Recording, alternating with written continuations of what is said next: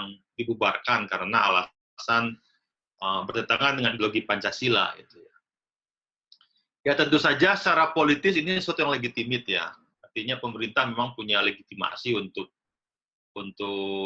membubarkan ormas yang dianggap bertentangan dengan nilai-nilai ideologi negara ya Pancasila. Cuma memang ada banyak keberatan kita tahu ya, sejumlah kelompok hak asasi manusia misalkan atau para pengamat sosial politik mempertanyakan kenapa tidak ada proses peradilan ya yang memang dalam tata negara formal itu merupakan satu instrumen yang memang seharusnya dilakukan untuk membuatkan sebuah organisasi atau perkumpulan.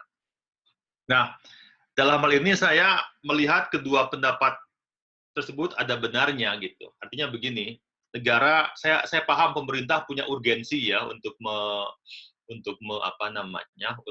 membubarkan ormas-ormas tersebut. HTI misalkan tahun 2017, kemudian kemarin alasannya administratif ya, tahun 2020 FPI dibubarkan.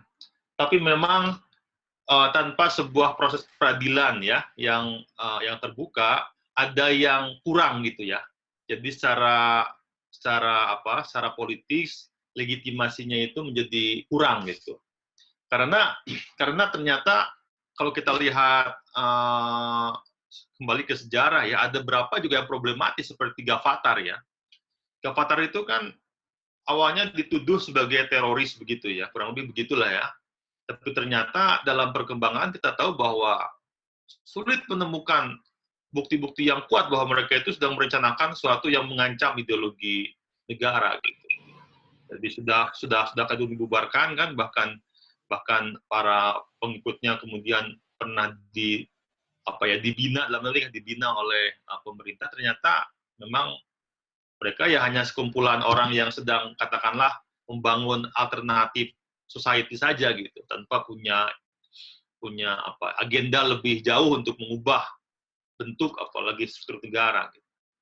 Nah, dalam hal ini kemudian keberatan atau kritik kalangan hak asasi manusia atau masyarakat yang lain ada benarnya bahwa memang untuk menambah bobot legitimasi politis dari larangan ormas, saya kira memang ke depan perlu hal-hal kayak gitu perlu diselenggarakan dalam sebuah proses peradilan yang terbuka. Gitu.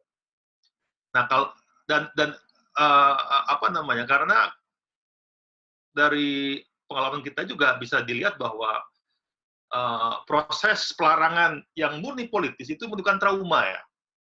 Jadi kalau saya boleh bilang, trauma Islam politik yang sedemikian rupa masih sampai hari ini masih berkembang ya di sebagian kalangan umat itu adalah akibat langsung dari pembubaran Masyumi pada masa lalu. Jadi dan memang secara legal kan, secara peradilan tidak pernah ada pembuktian bahwa ya kecuali memang M. Nasir ya ketika itu mendukung PRRI misalkan. Tapi secara legal formal tidak pernah ada pembuktian bahwa organisasi gitu ya itu mendukung pemberontakan. Nah, akibatnya apa? Akibatnya setelah itu muncul semacam pembentukan kesan ya, semacam memori kolektif, dan itu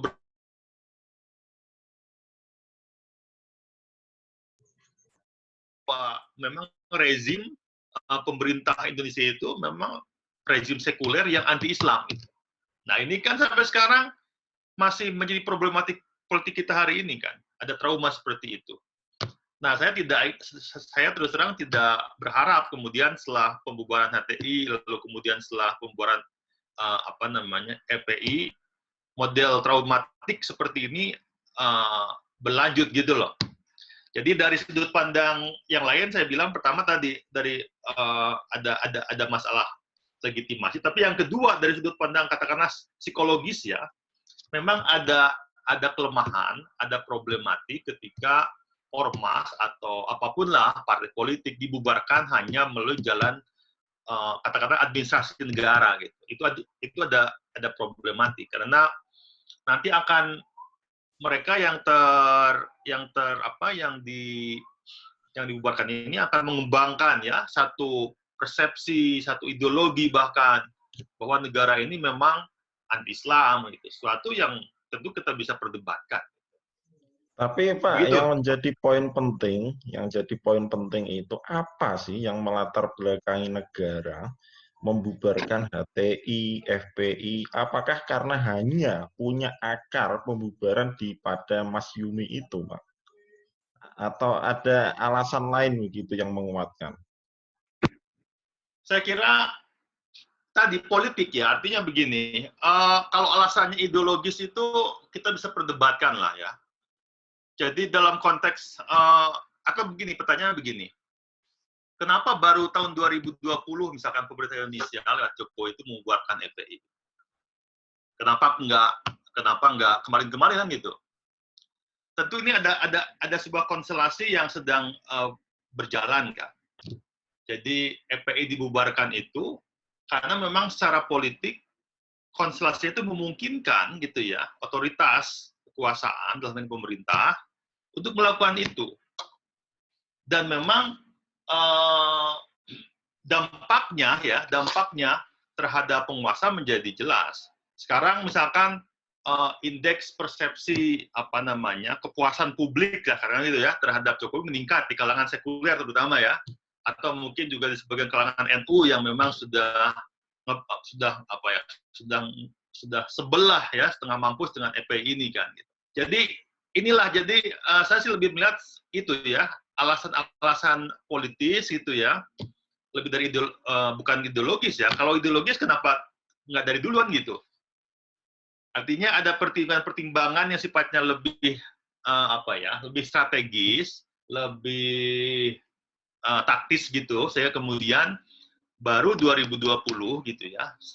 Setelah kemudian Menteri Agama diganti terlebih dahulu ya dari Pak Fahrul ke Gus Yakut. Lalu kemudian pemerintah Jokowi secara juga diawali dengan drama ya penembakan 6 orang itu di tol itu. Nah kemudian kita bubarkan. Gitu kurang lebih itunya konteksnya. Ya, ini kan kemungkinan antara konservatif dan sekuler dalam ormas. Di Indonesia ini kan masih banyak ormas ya Pak, khususnya ormas-ormas yang besar, katakanlah NU dan Muhammadiyah. Menurut Pak Amin, ada kemungkinan nggak? Ya, saya ini sebenarnya terpancing dari status Facebooknya jenengan. Ada kemungkinan nggak dua ormas besar ini juga dibidik oleh pemerintah untuk mengalami hal yang sama dengan HTI dan FPI?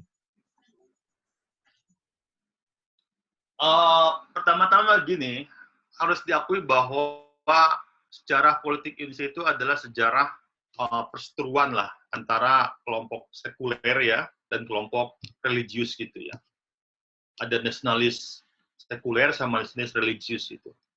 Dari mulai perdebatan di sidang-sidang sebelum kemerdekaan ya di BPUPKI, PPKI itu kan, konstituante sampai hari ini terus terjadi seperti itu.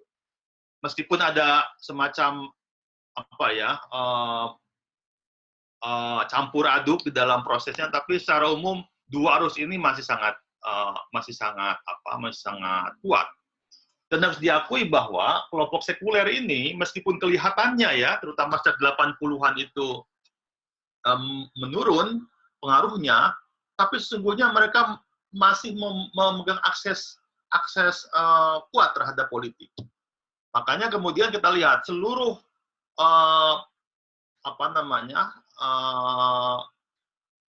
daftar atau peta perolehan pemilihan umum ya, apalagi sejak reformasi itu tidak yang memenangkan katakanlah partai-partai sekuler.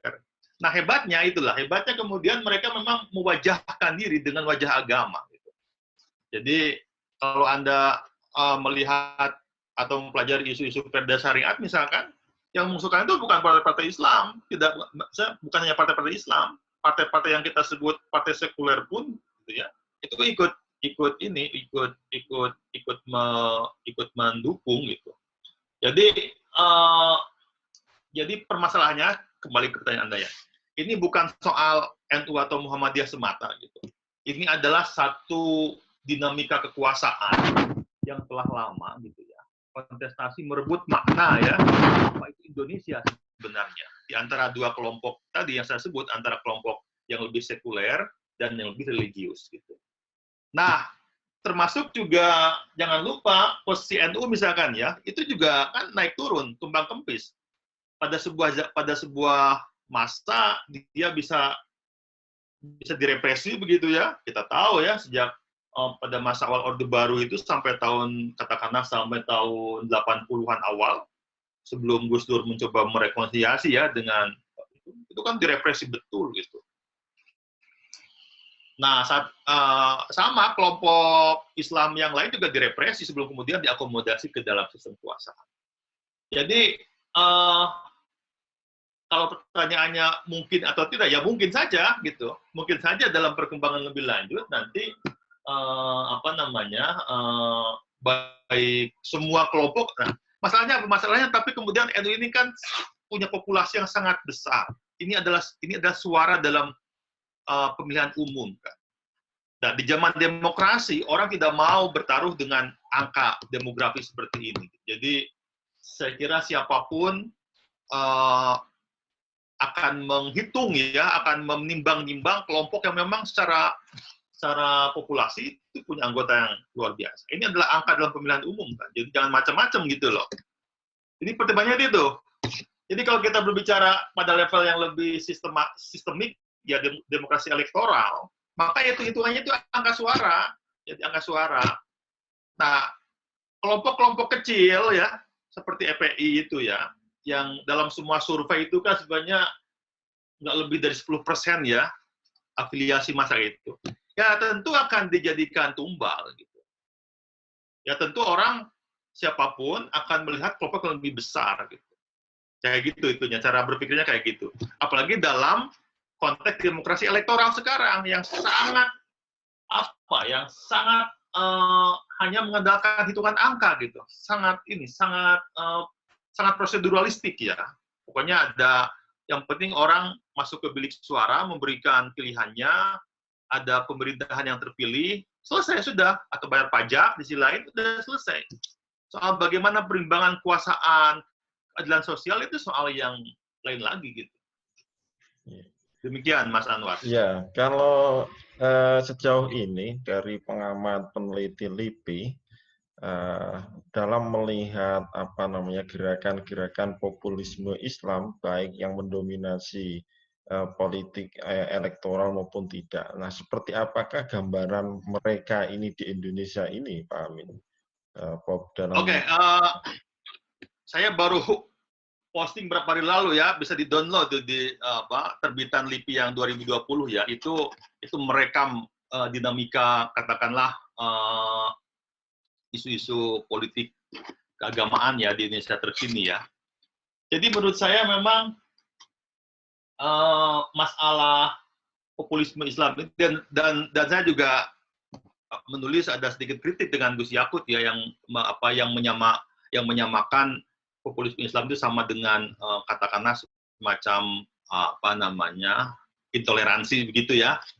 Saya kira lebih dari sekadar itu. Ini kan kalau dibaca dari sudut pandang analisis yang lebih struktural gitu ya, katakanlah marxisme atau yang politik begitu kan. Ini kan bagian dari ekspresi kelompok yang memang termarginalkan oleh elit gitu ya. Kelompok rakyat yang termarginalkan, nah ini masalahnya, yang kemudian menggunakan sentimen agama sebagai basis mobilisasi gitu. Ada dua jenis kan, ada yang menggunakan sentimen kelas disebut populisme kiri gitu ya. Kita lihat di beberapa negara seperti di Venezuela misalkan, itu menggunakan sentimen kelas pekerja gitu ya. Tapi lebih banyak adalah sentimen kanan, agama atau etnisitas gitu ya. Juga di Amerika saya kira sama, Trump itu mengesankan diri sebagai seorang katakanlah pembawa amanat rakyat Amerika yang terancam itu ya oleh globalisasi atau imigrasi. Jadi memang lebih dari sekadar soal agama ya, ini adalah soal politik global secara umum sekarang itu. Yang memang untuk kasus Indonesia, agama adalah instrumen paling mudah digunakan untuk mobilisasi pengaruh tersebut. Gitu. Nah, saya kira tapi di Indonesia telah gagal. Gitu. Jadi kenyataan bahwa ini lagi berpikir keras ya, kenyataan bahwa setelah pembubaran HTI, kemudian pembubaran FPI itu hampir tidak ada reaksi yang luar biasa kan, kayak habis gitu ya. Itu membuktikan bahwa sebenarnya kekhawatiran kita mengenai populisme Islam itu mungkin terlalu berlebihan ya. Dan kita lihatlah juga hasil elektoral ya pada baik di pemilu maupun pilkada kemarin. Partai-partai yang sungguh-sungguh mengusung isu Islam ya, itu kalah itu, kecil sekali gitu ya. Di parlemen sekarang DPR gitu ya, Jokowi ini kan begitu hegemonik, berkuasa, 80% suara partai dimiliki sama dia. Bahkan oposisinya sendiri Demokrat itu kan sebenarnya partai sekuler gitu. PKS itu sekarang sangat pinggiran, sangat minoritas gitu ya. Jadi ini kasusnya beda dengan Turki gitu ya. Jadi di Turki itu kenapa populisme Islam itu lumayan berhasil, atau bahkan berhasil, bukan lumayan berhasil ya, sejak tahun 2000 berapa itu, 2004 kan kalau nggak salah ya, nanti kalau dicek lagi ya, Erdogan menguasai pemerintahan itu, karena memang ada dukungan dari borjuasi nasional yang sudah begitu ngempet, sudah begitu marah dengan otoritarianisme Kemalis, militer Kemalis. Jadi borjuisi nasional ini benar-benar mendukung partainya Erdogan, AKP gitu. Nah ini kan nggak terjadi di Indonesia. Tidak ada berjuasi Muslim yang secara ekonomi kuat, yang mampu menopang kebutuhan logistik politik Islam, itu nggak ada. Oligarki ini di sini ini bukan oligarki Islam. Jadi kalau kita lihat struktur ekonomi atau struktur orang-orang kaya Indonesia gitu ya, itu kan bukan orang-orang Islam atau orang yang punya ideologi Islam politik, itu nggak ada. Jadi artinya dari sudut pandang itu kemungkinan atau peluang keberhasilan Islamic populism itu sangat kecil, bahkan dapat dikatakan telah gagal.